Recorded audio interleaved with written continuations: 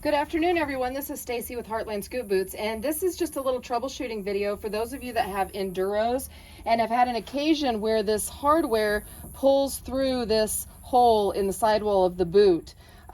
This has happened to me on a rare occasion, usually when we're doing really aggressive riding, really steep climbs where the horse is lunging up and putting a lot of torque on the back of this boot.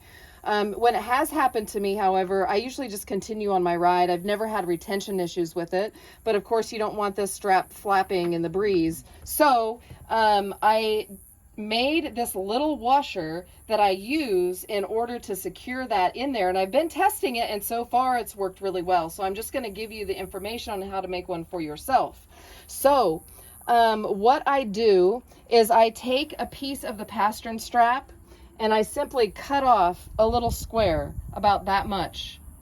And then I take that screw that's on the inside of your enduro, this screw right here, and I put that on there, and I use a pen to trace around that screw head.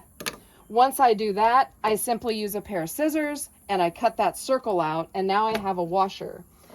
I then use a leather punch and punch the smallest hole possible through that washer, and then force that screw through my washer so it looks something like that. Now, you'll want to make sure that you keep that washer small because you also want it to fit into that recessed area inside your boot that the screw head would normally go into. So once you have that done and have this piece on, you can simply reattach that screw through that. Now it's going to seem tight, and that screw isn't going to come all the way through like you see here in this video. It's actually kind of flush, but this side of this screw is going to go into the sidewall and snug down. And even though when you look before this is tightened up, you can see that it kind of sticks out a bit inside the boot, but that pastern strap material is squishy, and when I tighten that up, it's going to sit in there real nicely. So I've just got my two screwdrivers, the short stubby one for the inside and this longer one for the outside, and I'm just going to get this started first,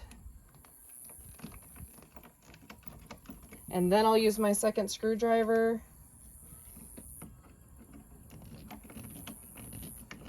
And you're going to want to really snug this down so that that inner washer gets seated in that recessed area. So now I'm going to try to show you what that looks like close up. And you can see what I just did.